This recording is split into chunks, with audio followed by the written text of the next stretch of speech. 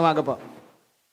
Noong ng Abril ay may nangyari pong hazing incident sa PNPA Academy sa Barangay Tartaria, Silang, Cavite. Involved po ay more or less 24 first-year cadet officers na biktima ng inhuman forms of hazing. As of April 7, after full investigation, 3 po ang arrested and charged na kadete ng PNPA. Ito po ay sila Miko Legarda Escalante, 20 years old, PNPA 3rd class cadet, resident of Purok, Maligaya, Davao Oriental. Harold Locob Hehe, 20 years old, PNPA 3rd class cadet, resident of Quezon City. Lance Elroy Guinteran Gay Ramon, 21 years old, single, PNPA 3rd class cadet, resident of Misamis Oriental. They will be charged with the violation of 11053, the Anti-Hazing Act of 2018. Now, para malaman nyo ang nangyari, noong April 3, naka-receive ng report ng hazing incident. 20 or so cadets ng PNPA first year cadets ay sumailalim ng extreme torture. Binuhusan po ang kanilang likod ng mixture ng liquid sosa at muriatic acid, resulting in third-degree burns. Sa ibang kadete ay umabot pa sa kanilang private parts ang asido. Ito po ay hindi katanggap-tanggap. Nakita po namin ng litrato, sunog ang kanilang mga likod, hanggang sa baba ay nasunog din. This was done without the consent of the police leadership. But there were lapses along the way in the handling of the case. The Chief PNP will discuss the matter later. Kailangan ko sabihin na hindi ho namin kinokondena ang ganitong klaseng behavior at sa ngayon ay nakakulong na yung 3 and awaiting formal charges. Kung makita niyo po ang kanilang mga picture ay sobrang nakakaawa po. Dahil makikita nyo, nalapnos ang buong kalikuran nila hanggang sa puwet, hanggang umilalim pa. This is unacceptable. To further elucidate the statement on the procedural lapses is Chief PNP Jose Nartates. So, good morning to each and everyone. Despite of having referred a case for violation of the anti-hazing law on inquest proceedings involving 24 because 21 were the victims and 3 were suspects on those in this case. Despite of the filing of this case, meron tayong na-named na 7 jandos. The investigation still continues such that the CIDG is conducting their investigation resulting to the identification of other victims and or other suspects or who have knowledge or who have participation in the incident, whether directly or indirectly. So far, meron tayong nakikita na about 7 cadets who are involved and soon they will be charged dun sa court as perpetrators also. And so that is also true with the act that yung ating mga PNP personnel doon. Sino ba ang PNP personnel? From the director going down to the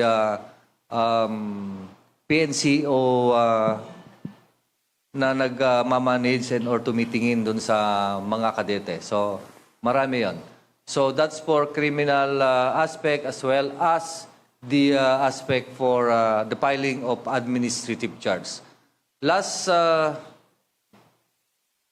Friday, I have approved, or last Friday, I have approved the recommendation of the investigators, particularly the CIDG, and as recommended by the Director for Investigation and Detective Management for the conduct of full-blown investigation, that is for the conduct of pre-charge evaluation to the officers of the Philippine National Police Academy. There are about 9 officers doon, and I have approved it, and of course, may mga proseso tayong sinusunod.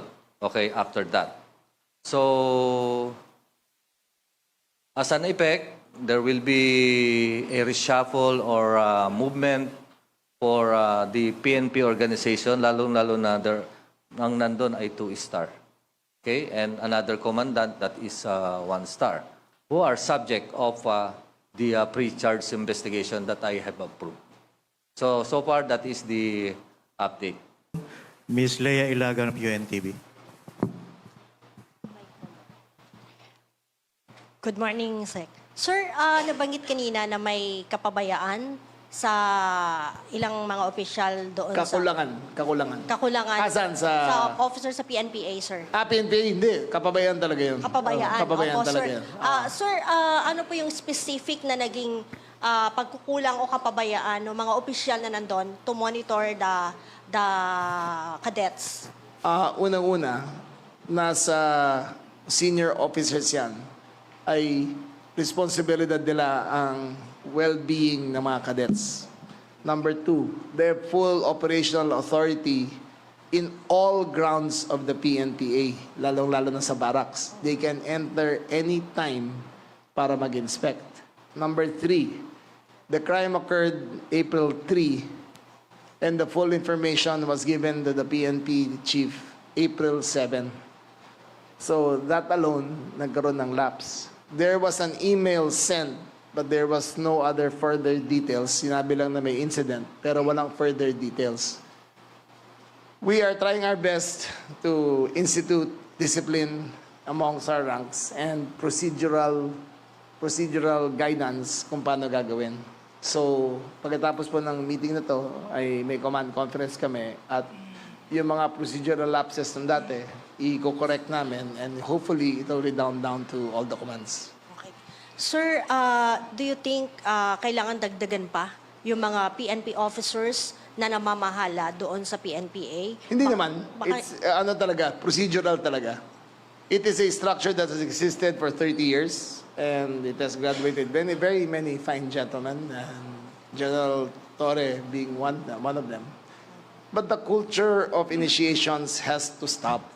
Lalo na yung physical initiations. Lalo na ang magbuhos ka ng liquid sosa at muriatic acid sa isang sa mga kadete. Buti na lang, walang babaeng naapektuhan. Puro kalalakihan lang. But nevertheless, it is unacceptable. Ako po, may fraternity ako nung college, yung Upsilon Sigma Phi. Pero hindi po ako dumaan sa ganyang klase. Yung ginawa po ngayon, this is the worst I have ever seen outside yung mga namamatay, katulad na nangyari dun sa Cavite nung isang buwan. But in this form of torture, this is the worst I've ever seen. Sir, nabanggit ni Chief PNP kanina na magkakaroon ng reshuffle. Ibig sabihin po ba, i-relieve yung siyam na mga opisyal sa PNPA? Hintayin nyo na lang. We will make the announcements after the command conference. Thank you, sir. Morning, sir. Sir, yung hazing, nangyayari po yan, hindi lang sa PNPA, pati sa ibang mga police institutions, yung training institutions. Katulad nung nangyari sa Mindanao very recently. Meron na tayong anti-hazing law, pero That's nangyayari pa rin. Anong gusto niyo, sir? Ayun ang problema ko eh. How can you enforce the law if you break the law at the very basic sense, very basic level? So, this command conference will be about that. Tigil na yan. Hazing does not make you a better police officer. Hazing does not make you more loyal to the PNP. Hazing is a function of ego. Kala nila tiga sila, kala nila matapang sila. Ang gusto nila, yung walang kalaban-laban, sinasaktan. This has got to stop. Sir, last na lang. Sir, yung hazing, sir, kultura na po yan ever since. Pati po yung mga female cadets, nangyayari rin yan. We have paano ma-address yan, sir? no information pagdating sa female cadets. Just to make it clear, wala kaming reports of sexual harassment inside the PNPA sa female cadets. Wala pa. Wala kaming nire-receive. However, pagdating sa hazing, we will investigate it further and make sure na matigil na talaga to. Ano po ba talaga nag-trigger dun sa incident? Tingin ko may psychological problems yung tatlo eh. Para maghalo ka ng liquid sosa at maghalo ka ng muriatic acid, tapos ipahid mo sa likod ng kandidato, meron ka ng barbarism sa utak mo eh. Parang sa kanila siguro, I don't know what was on their mind, but the act speaks for itself. It was brutal yung ginawa nila. Anong reason? Bakit umabot sa ganun? Ano lang yan?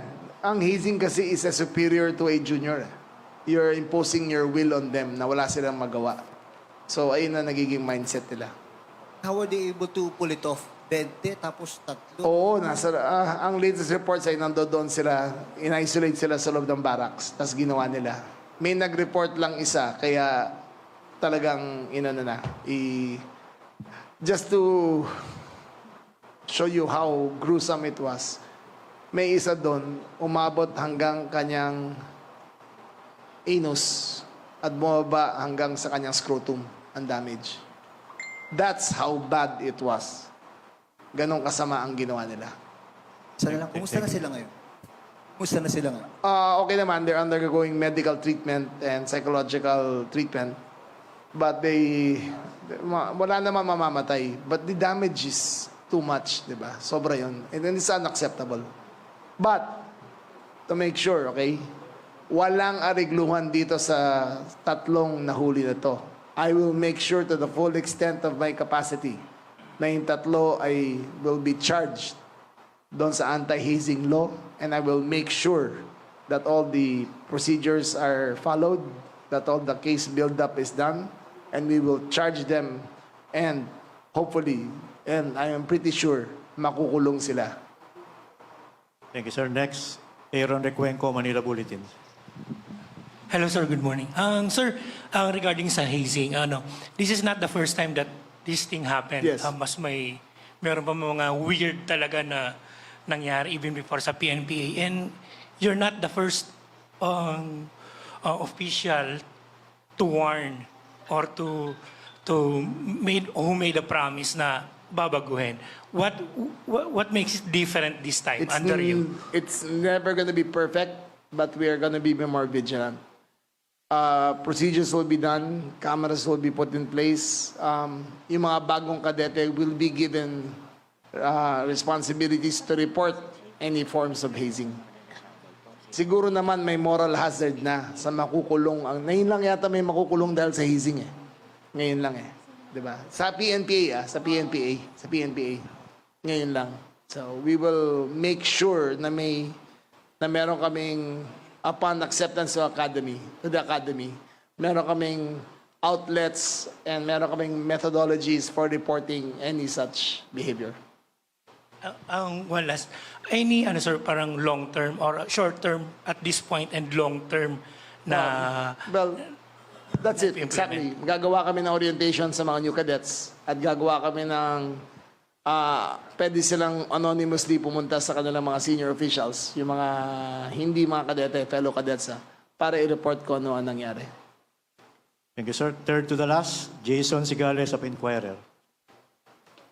Good morning, Secretary. Sir, on the PNPA incident lang ho, are there other incidents within the PNPA that we're looking into?